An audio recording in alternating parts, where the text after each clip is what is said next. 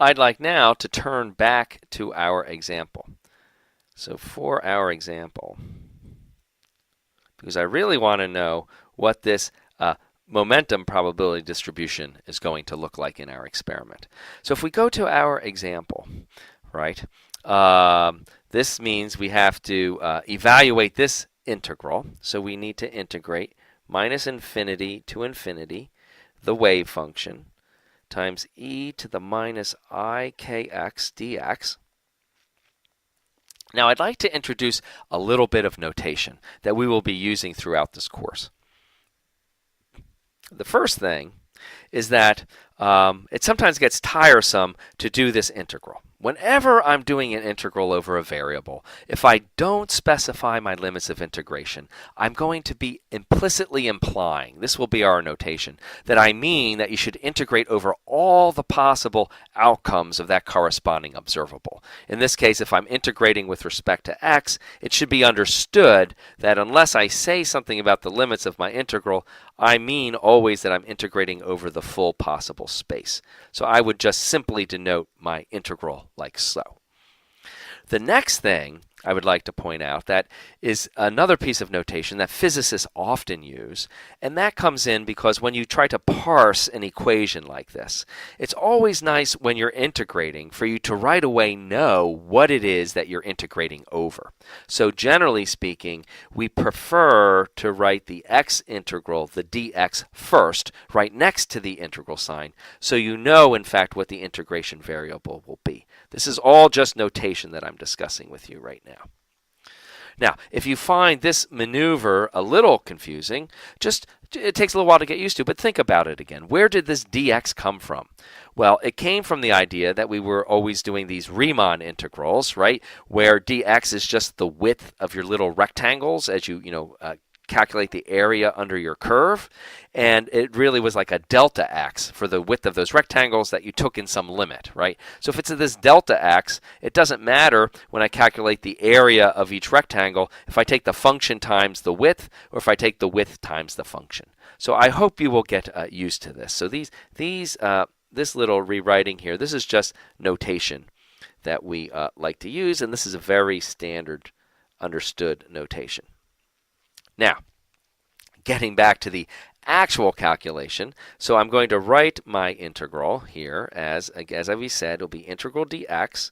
My job is now to substitute in psi, and the value for psi we had was 1 over this 2 pi sigma squared, which ended up, of course, as a 1/4 power.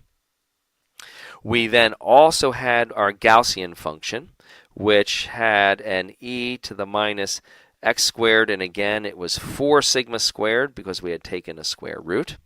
But now psi also had this phase factor associated with it, right? Here he is. He also has this e to the I k naught x. So there's this e to the I k naught x. So that completes my specification of psi of x. But in addition, I also am tasked with this integral that I have to evaluate to calculate ultimately my brightnesses and momentum probabilities. I have to include also this e to the I minus ikx factor. So this is the integral we have to do now. I'm going to go through this in somewhat mathematical detail rather than just giving you the answer, because this is very good practice for us, because this type of integral is going to come up quite frequently for us. So of course, when I do an integral like so, the first thing I try to do is to pull out any trivial factors. I try to make the integrating part look as simple as possible so I don't get overly confused and or discouraged, right? Then I have the integral dx. And in the spirit of simplification, I can combine all of these exponents. So I'll have e to the minus, there's an x squared over 4 sigma squared. I can bring up these two terms, which will add together. Notice they have two common factors, I and x. So let me use the distributive property to simplify that. I'll write this as minus I, k minus k naught times x. And the reason why I write it as k minus k naught is I kind of like this because k naught was our incoming momentum.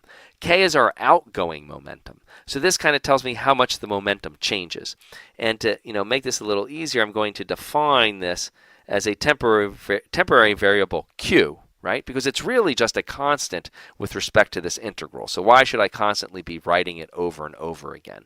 So this whole term then, I'm going to, as a shorthand, just call e to the minus iqx. All right, next, we look at this integral and we ask ourselves, how do we carry out such an integral? Well, we've had some practice with this. We are going to, of course, want to complete the square. And I did want to take you through this a little bit to show you how I tend to do it so you can do it a little more quickly in the future. So, once again, for my integral, I'm going to have the same thing to the 1/4 power. I'm getting a little tired of writing it out, so I'll just write dot, dot, dot, but you know what's supposed to go in there. I then have the integral over all possible values of x, remember, minus infinity to infinity, and then e, and now to complete the square and to stay organized, the first thing I always do is I pull out the constant factors multiplying x. So this will be e to the minus 1/4 sigma squared. Now I open up a parentheses, and then my job is to write these two terms as some kind of a square of something. So it's going to be x, and there's going to be some other piece when I complete the square, squared. And my job then is to figure out what to put here so I reproduce my terms. So certainly I'd start by doing x squared, and then that will give me x squared over 4 sigma squared, so I'm happy, that part works. The next thing I need to make is a minus iqx, so if I have a cross term in here, it's pretty clear it should have a qx in it, right? And an I, not a qx, I'm sorry. It should have an I and a q, right? So then when I do the cross term, I'll get 2iqx, which actually looks pretty good. It then gets divided by minus 4 sigma squared, so it would be minus 2iqx, whoops, it'll be minus 2iqx divided by 4 sigma squared, which would give me, let's see here, minus iqx over 2 sigma squared. And I don't want it to be 2 sigma squared. I just want it to be minus iqx. So to compensate for that, I better put in a extra 2 sigma squared so that the term takes the proper form. So let's try it now. So x squared, of course, gives me my x squared term. Perfect. The cross term gives me 4 sigma squared iq with a minus, and divided by the 4 sigma squareds just gives me a minus iq. That gives me exactly my second term here. So these two are perfectly equal to each other. The only problem is, as I square out this quadratic form, I also have to include the square of this piece. Now the square of this piece, because I have an I in here, will come in with a minus sign. So to get rid of it, to compensate for it, I will need a plus sign. Now, what I need to add back then is the square of this term, which looks like it would be a 4 now sigma to the 4th q squared. And if let's check, when I square this term, it does give me minus, from the I, minus 4 sigma 4th q squared, which will add to this, which will cancel, and then I will reproduce exactly my previous exponent. So now I'm done. I'm very happy. I can close the bracket. Good. So that completed the square. The rest of our job then should be easier, which is now to carry out the integral. So when we carry out the integral, right, I still have my crazy factors here to the 1/4 power. Notice that in the new form, I now have a new constant that I can pull out. I'm integrating with respect to x. These pieces are just constants, and they're in the exponent, so they just become a factor, and then I can separate it out as a factor and then pull that out of my integral, and that factor will be e, and the power will be 1/4 sigma squared times 4 sigma 4th q squared. The 4's cancel. I'll have a minus sign. Sigma to the 4 over sigma squared gives me a sigma squared, and of course then I have just my q squared. So that was nice. What I'm left with then is just a Gaussian integral. Integral dx e to the minus 1/4 sigma squared times x plus 2 sigma squared iq, all squared.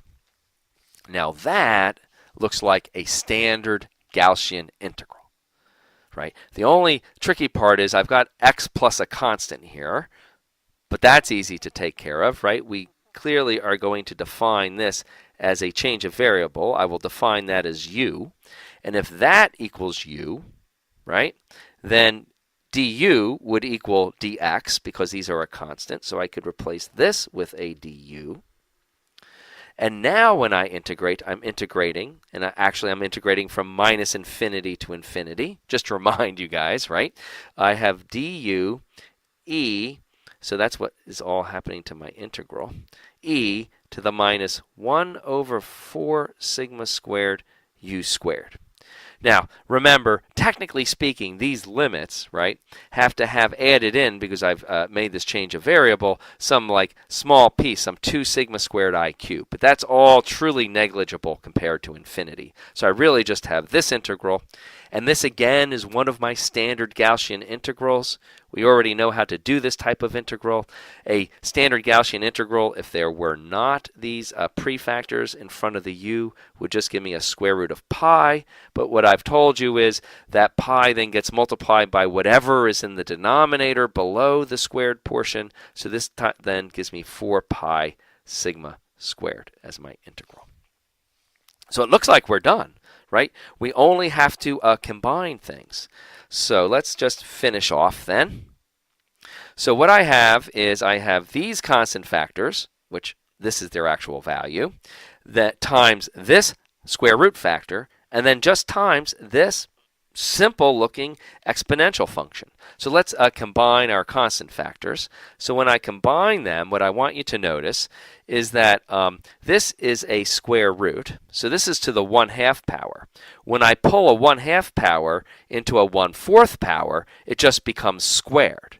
So what I'm going to have is 16 pi squared sigma to the 4 coming in and being divided by 2 pi sigma squared. So the 16 divided by 2 would give me an 8. The pi squared divided by the pi would give me just a pi. And the sigma to the 4 divided by the sigma squared just gives me a sigma squared. So this then is to the 1/4 power. And then I just have this remaining term, which will be e to the minus sigma squared times then q. Remember, we can substitute in for q. Q was actually defined as the difference in k. It was k minus k naught. You see it actually, it was right up here for us. So I will substitute that in when I write down my final answer. This is then k minus k naught. And so we can put a box around this and remember what we just calculated. This was actually the integral dx, meaning implicitly integrated from minus infinity to infinity, of our wave function psi of x times e to the minus I times kx, like so. And that's what we've just managed to calculate. So what's before us next is to actually sketch this out and then think about and interpret what it means, and we better not forget that this was actually squared. So that will be our next task, to try to interpret now what this is telling us about the final momentum distribution.